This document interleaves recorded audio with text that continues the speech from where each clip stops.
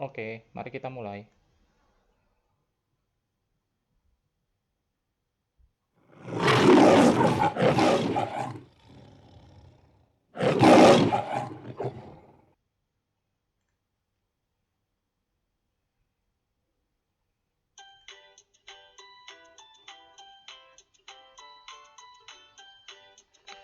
Assalamualaikum warahmatullahi wabarakatuh. Selamat pagi anak-anak semua. Apa kabar kalian hari ini? Semoga kalian semua tetap sehat dan selalu bersemangat. Hari ini, mata pelajaran IPA akan membahas mengenai sistem klasifikasi pada makhluk hidup.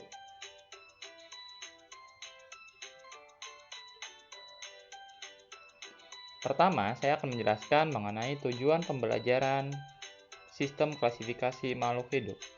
Setelah kalian mempelajari mengenai materi ini, diharapkan kamu akan mampu menjelaskan pengertian dari klasifikasi. Kemudian, kamu akan mampu mengelompokkan makhluk hidup berdasarkan prinsip klasifikasi dan juga menyajikan hasil pengamatan ciri makhluk hidup yang ada di lingkungan sekitar. Oke, yang pertama, apa itu klasifikasi?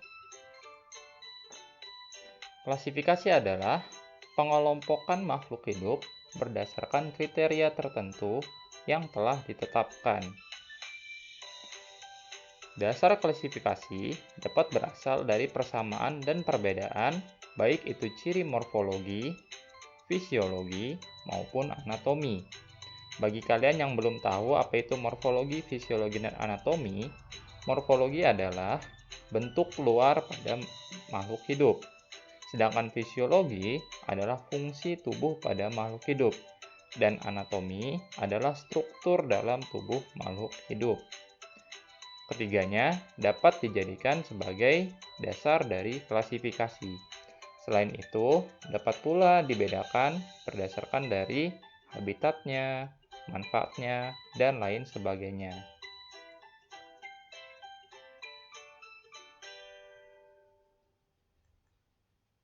Tujuan klasifikasi antara lain, yang pertama, memudahkan kita untuk mempelajari makhluk hidup. Dengan adanya klasifikasi, maka kita akan lebih mudah mempelajari makhluk hidup sesuai dengan kelompok dan tingkatannya. Kemudian, klasifikasi juga mampu mendeskripsikan ciri-ciri dari suatu makhluk hidup. Selanjutnya, klasifikasi juga bertujuan untuk mengelompokkan makhluk hidup berdasarkan ciri yang telah diamati. Selain itu, tujuan dari klasifikasi adalah untuk mengetahui bagaimana kekerabatan antar makhluk hidup. Dan terakhir, bagaimana kita dapat mengetahui evolusi yang terjadi pada makhluk hidup.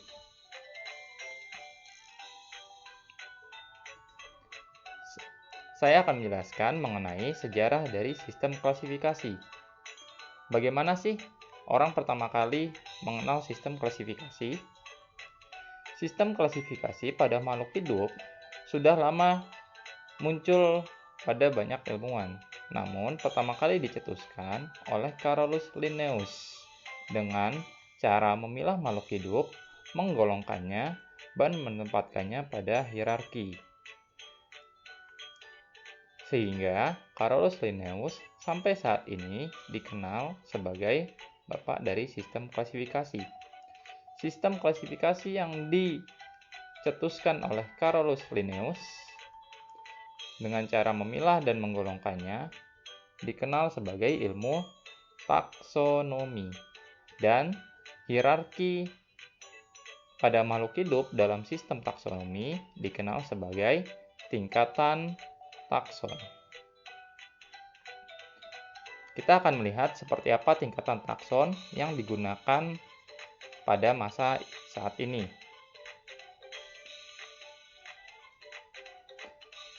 Ini adalah tingkatan takson yang dikenal di seluruh dunia dan digunakan secara luas saat ini. Awalnya, tingkatan takson yang diakui seluruh dunia digunakan dalam bahasa Latin. Kemudian, oleh berbagai negara diadopsi, termasuk negara kita Indonesia. Berikut ini adalah urutan tingkatan takson dari yang paling tinggi hingga yang terendah. Semakin ke atas, maka semakin banyak perbedaannya, dan semakin ke bawah, maka semakin banyak persamaan pada makhluk hidup tersebut. Urutannya adalah, dalam bahasa Indonesia, paling atas adalah dunia, atau dalam bahasa Inggris dikenal sebagai kingdom. Kemudian turun menjadi divisi pada tumbuhan, sedangkan filum digunakan pada hewan. Kemudian diturunkan lagi menjadi kelas, menjadi bangsa, atau dalam bahasa Inggris disebut order, atau dikenal sebagai ordo. Kemudian menjadi suku atau family, marga atau genus, dan jenis atau spesies. Pada tingkatan jenis, kesamaan antar makhluk hidup semakin tinggi. Contoh, pada jenis manusia, kesamaannya sangat banyak. Sedangkan pada dunia, kesamaan makhluk hidup itu sangatlah sedikit dan perbedaannya semakin banyak. Contoh tingkatan dunia atau kingdom adalah kingdom animalia atau dunia hewan. Hewan ini, jika kita membicarakan tentang hewan, maka perbedaannya akan sangat banyak sekali.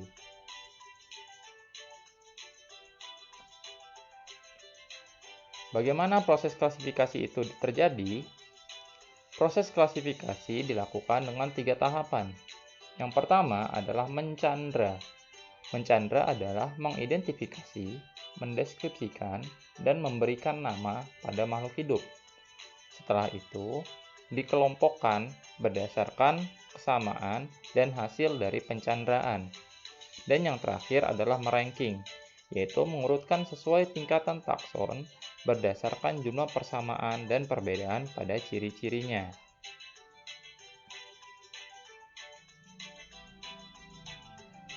Selanjutnya, kita akan membahas mengenai berbagai sistem klasifikasi yang digunakan di dunia ini. Yang pertama, ada sistem klasifikasi buatan atau sistem klasifikasi artificial, yaitu sistem klasifikasi yang dibuat oleh peneliti tergantung kebutuhan peneliti itu sendiri. Sebagai contoh, ada peneliti yang menggolongkan makhluk hidup hanya berdasarkan jumlah kaki. Mungkin ini yang sering kamu lakukan ketika SD atau yang sering dilakukan oleh orang awam. Menggolongkan makhluk hidup hanya berdasarkan kaki. Jadi hewan berkaki 4 dan hewan berkaki 2. Atau dapat juga hewan bersayap dan hewan tidak bersayap. Sistem klasifikasi tersebut adalah sistem klasifikasi buatan. Kemudian, ada pula sistem klasifikasi alami, yaitu klasifikasi yang bersumber dari ciri alami makhluk hidup. Sistem klasifikasi alami ini yang digunakan dalam sekolah atau dalam mata pelajaran IPA. Jadi, selama belajar IPA, kita akan menggunakan sistem klasifikasi alami yang nanti menggunakan tata nama binomial dengan bahasa Latin. Kemudian, ada pula yang terakhir sistem klasifikasi modern yang didasarkan atas kekerabatan evolusioner sehingga dikenal sebagai sistem klasifikasi filogenik. Selanjutnya, tadi sudah disinggung mengenai tata nama binomial atau binomial nomenklatur. Binomial nomenklatur adalah aturan tata nama ganda dalam sistem klasifikasi alami. Penamaan makhluk hidup berbeda di setiap negara, sehingga ilmuwan merumuskan suatu standar untuk menamai makhluk hidup. Aturannya adalah yang pertama, nama spesies harus terdiri dari 2 kata.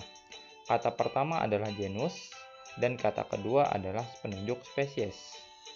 Kemudian, huruf pertama nama genus ditulis kapital, sedangkan huruf pertama penunjuk spesies digunakan huruf kecil. Kemudian, nama spesies menggunakan bahasa Latin atau bahasa yang dilatinkan. Dan terakhir, nama spesies ditulis berbeda dengan huruf-huruf lainnya. Jika menggunakan ketikan atau komputer, maka ditulis dalam huruf miring. Sedangkan jika menggunakan tulisan tangan, tidak ditulis miring, melainkan digaris bawahi. Berikut adalah contoh dari tata nama binomial.